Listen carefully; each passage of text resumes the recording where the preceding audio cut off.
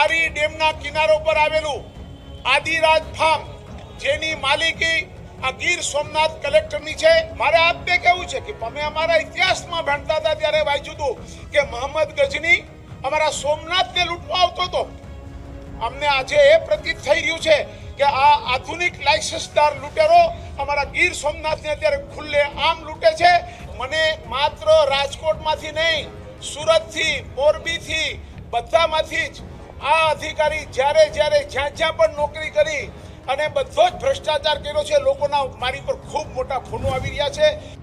ભાજપના પૂર્વ સાંસદ દીનુ બોઘા સોલંકી એ ગીર સોમનાથ જિલ્લાના કલેક્ટર દિગ્વિજયસિંહ જાડેજા સામે બરાબરના બગડ્યા છે। દીનુ સોલંકી આજે રાજકોટ પહોંચી ગયા, ત્યાં જિલ્લા કલેક્ટરને તેમણે રજૂઆત પણ કરી।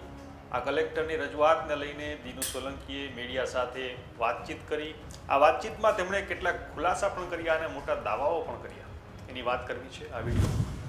નમસ્કાર, તમે જોઈ રહ્યા છો વાઇબ્સ ઓફ ઇન્ડિયા અને મારું નામ છે ઇમરાન। અફઘાનિસ્તાનમાં એક શાસક થઈ ગયો, એનું નામ મહેમૂદ ગઝનવી।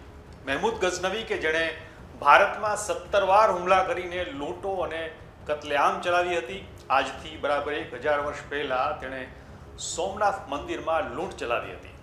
ભાજપના પૂર્વ સાંસદ દીનુ બોઘા સોલંકી આ મહેમૂદ ગઝનવીને બહુ યાદ કરી રહ્યા છે। હમણાં હજી 2 દિવસ પહેલાં કોડીનારમાં દીનુ બોઘા સોલંકીએ ગીર સોમનાથ જિલ્લાના કલેક્ટર જાડેજાની સરખામણી મહેમૂદ ગઝનવી સાથે કરી નાખી હતી। આજે ફરી પાછા તેમણે રાજકોટ પહોંચીને પણ જાડેજાની સરખામણી ગઝનવી સાથે કરી। કલેક્ટર જાડેજા અને તેમના પરિવારના નામે કરોડોની પ્રોપર્ટી હોવાનો તેમણે દાવો કર્યો। જેમ કે ગીર સોમનાથ જિલ્લાના કલેક્ટર એવા દિગ્વિજયસિંહ જાડેજા રાજકોટમાં 20 કરોડનું ફાર્મ હાઉસ ધરાવે છે, જે નિયમ વિરુદ્ધનું બાંધકામ છે, જેની તપાસ થવી જોઈએ। વધુમાં દીનુ બોઘા સોલંકી શું બોલ્યા, ચાલો સાંભળીએ। આજે અમે જે કલેક્ટર શ્રી રાજકોટને જે રજૂઆત કરી છે એમાં ગીર સોમનાથ જિલ્લાના કલેક્ટર દિગ્વિજયસિંહ જાડેજા અહીંયા રાજકોટમાં ન્યારી ડેમના કિનારા ઉપર ન્યારી ડેમના સ્કેચમેન્ટ એરિયાની અંદર અમારી દ્રષ્ટિએ અમને માહિતી મળી છે એ મુજબ એ નિયમ વિરુદ્ધનું બાંધકામ અને આ ફાર્મ હાઉસનું નિર્માણ કરેલ છે। આ એટલા માટે અમારે રજૂઆત કરવા આવી પડી છે કે આજ ગીર સોમનાથના કલેક્ટર દિગ્વિજયસિંહ જાડેજા ગીર સોમનાથની જિલ્લામાં ગરીબોના મકાનો, ગરીબોના ઝૂંપડાઓ, ગરીબોના ખેતરો પોતાનો સત્તાનો ગેરઉપયોગ કરીને ઉજાડી રહ્યા છે। ત્યારે ત્યાંની પ્રજાએ અમારી પાસે માહિતી આપી કે આ લોકો આવી રીતે અહીંયા રાજકોટમાં રહે છે। અમારી આજની રજૂઆત ન્યારી ડેમના કિનારો પર આવેલું આદિરાજ ફાર્મ જેની માલિકી આ ગીર સોમનાથ કલેક્ટરની છે। આ ફાર્મની અત્યારે રાજકોટની બજાર ભાવ પ્રમાણે ઓછામાં ઓછી 20 કરોડ રૂપિયાની કિંમતનું આ ફાર્મ હાઉસ છે। આ ફાર્મ હાઉસ સંપૂર્ણપણે અમારી દ્રષ્ટિએ નિયમ વિરુદ્ધનું બાંધકામ છે અને જ્યારે આજ અધિકારી અહીંયા રાજકોટમાં જ્યારે રૂડામાં હતા ત્યારે હું આપને પ્રશ્ન પૂછું છું આ માધ્યમ દ્વારા કે જે માણસ પોતે જે સંસ્થામાં નોકરી કરતા હોય એ પોતાની મંજૂરી આપી શકે? મારી પાસે માહિતી છે કે રૂડામાં હતા ત્યારે જ એમના ફાર્મ હાઉસની નિર્માણ કરવાની મંજૂરીઓ લીધી છે એણે, પણ એની પણ તપાસ થવી જોઈએ। બીજું મારે આપને કહેવું છે કે આ અધિકારી ગીર સોમનાથ જિલ્લામાં રાત અને દિવસ માત્ર ને માત્ર ભ્રષ્ટાચાર કરીને અમારી પ્રજાને લૂંટી રહ્યા છે। મારે આપને કહેવું છે કે અમે અમારા ઇતિહાસમાં ભણતા હતા ત્યારે વાંચ્યું હતું કે મોહમ્મદ ગજની અમારા સોમનાથને લૂંટવા આવતો હતો। અમને આજે એ પ્રતીત થઈ રહ્યું છે કે આ આધુનિક લાયસન્સદાર લૂંટેરો અમારા ગીર સોમનાથને અત્યારે ખુલ્લે આમ લૂંટે છે। એની અમે પણ સરકારમાં રજૂઆત જાહેરમાં કરી છે અને સરકારમાં પણ અમે રજૂઆત કરવાના છે। અમે આના માટે chief secretary of Gujarat, vigilance, ACB, CBI આ બધા જ સરકારી તંત્રોને કે જે આ ઉચ્ચ અધિકારીઓ ઉપર પગલાં લઈ શકે અને એની ભ્રષ્ટાચારની તપાસ કરે એના માટે અમે ગીર સોમનાથમાં ભ્રષ્ટાચાર નાબૂદી સમિતિ બનાવી છે। આજે એના બધા જ માનનીય સભ્યોમાંથી અમે 15 માણસો આજે અહીંયા રાજકોટ આવ્યા છે। એમાં 5 વકીલ મિત્રો અમારી સાથે છે, બીજા 10 સભ્યો છે। એમાંથી અહીંયા અમે સ્ટેમ્પ ઓફ રજિસ્ટ્રાર સાહેબને પણ અમે આજે વિનંતી કરી રહ્યા છે અમારા વકીલશ્રીઓ કે આજે તમે દિગ્વિજયસિંહ જાડેજા કલેક્ટર ગીર સોમનાથના પરિવારના નામે કે એમની સાથે લોહીના સંબંધથી જોડાયેલા હોય એવા કોઈ પણ પરિવારજનો નામે આ રાજકોટ શહેર અને આજુબાજુના વિસ્તારમાં એમની કોઈ પણ મિલકત હોય તો એની અમને માહિતી આપવાના છે, એ પણ અમે માંગણી કરી રહ્યા છીએ. Dinubhai, Kodinar one by one. Dinubhai, કોડીનારમાં તો તમારું એક ચક્રી શાસન જેવું કહેવાય છે. આ કલેક્ટરની સાથે વાંધો શું પડ્યો તમને? કલેક્ટરની સાથે વાંધો એ પડ્યો, એવું કાંઈ તમે મને કહેતા હોય તો વાંધો નથી. જાહેર જીવનમાં કોઈની સાથે અમારે વાંધો પડે જ નહીં. પણ અમારી નગરપાલિકાની ચૂંટણી હમણાં જ ચાલુ હતી, આપણે જોયું હતું. એણે અમારા ગામના બધા જ બૂથોને સંવેદનશીલ જાહેર કરાવ્યા, માત્ર કોંગ્રેસને ખુશ રાખવા માટે. શું કામ? તમને આશ્ચર્ય થાય કે કોંગ્રેસને કલેક્ટરે શું કામ ખુશ રાખવા જોઈએ?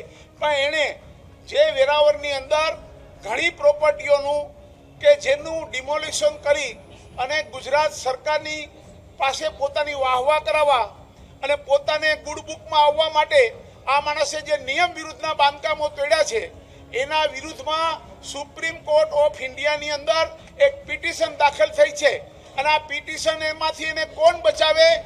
કોંગ્રેસ સિવાય કોઈ બચાવી ન શકે, કેમ કે આ પિટિશન કરનારા વેરાવળના મુસ્લિમ સમાજના કોંગ્રેસી આગેવાનો છે. એનાથી બચવા માટે આ માણસે આ તુક્કો કરી અને કોડીનાર શહેરની ચૂંટણીને સંવેદનશીલ જાહેર કરાવી. અમારા ગામમાં અમે 35 વર્ષથી નગરપાલિકા ભારતીય જનતા પાર્ટી પાસે છે. ભારતીય જનતા પાર્ટીની કામગીરીને કારણે કોડીનાર નગરપાલિકાના પ્રજાજનો અમને વારંવાર સુકાન સોંપી રહ્યા છે. એમાં ભાઈને એવું થયું કે હું આ બધું કરું. મારો દીકરો શિવાભાઈ 7 નંબરના વોર્ડમાં એ ચૂંટણી લડતા હતા. એક કલેક્ટર દરજ્જાનો માણસ ચાલુ મતદાને 2 કલાક સુધી એ મતદાન મથકમાં શું કરતા હતા, લોકોનો કેવો પ્રભાવ પાડતા હતા કે તમારે કોઈ ડરવાની જરૂર નથી. પણ અમારું શહેર એમ કોઈથી ડરે નહીં.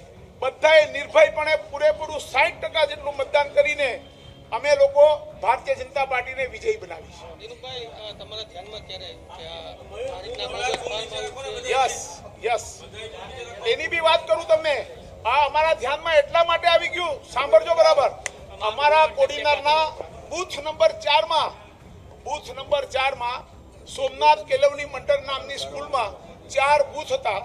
એમાં ત્યાંના કોંગ્રેસી આગેવાન વારંવાર અંદર જતા હતા, લોકોને પ્રભાવિત કરતા હતા, મતદારોને ડરાવતા હતા, ધમકાવતા હતા. એવી ફરિયાદ ત્યાંના પોલિંગ એજન્ટોએ અને ઉમેદવારોએ આપી છે.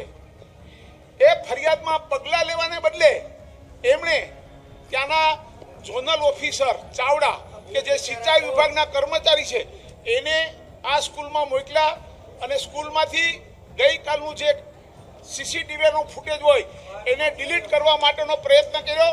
અને એ અંગેના સોગંદનામા એક સ્કૂલના 2 કર્મચારીઓએ સરકારને પણ મોકલ્યા છે અને ચૂંટણી પંચને પણ મોકલ્યા છે.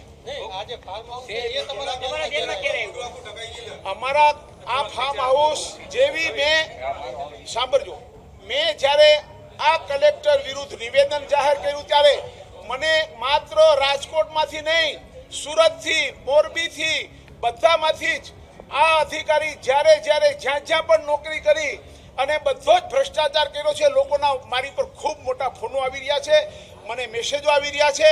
એના ઉપરથી મને ખબર પડી કોઈનો મેલ હતો કે અહીંયા રાજકોટ ન્યારીમાં આ માણસ પાસે છે.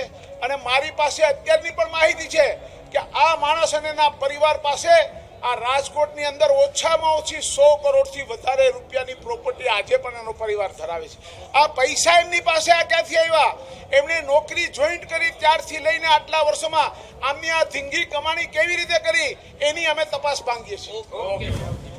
તો આ રીતે દિનુ બોગા સોલંકીએ જે આક્ષેપો કર્યા છે ભ્રષ્ટાચારને લગતા ગીર સોમનાથ જિલ્લાના કલેક્ટર દિગ્વિજયસિંહ જાડેજાની સામે અને કેટલાક મોટા દાવાઓ કર્યા છે રાજકોટ પહોંચીને. અને સતત દિગ્વિજયસિંહ જાડેજા જે ગીર સોમનાથ જિલ્લાના કલેક્ટર છે એમની સામે દિનુ બોગા સોલંકી ખુલ્લેઆમ મેદાને પડી ગયા છે. એને લઈને તમારું શું કહેવું છે અમને કોમેન્ટ કરીને જરૂરથી જણાવજો. આપણે મળતા રહીશું વાઇબ્સ ઓફ ઇન્ડિયા પર.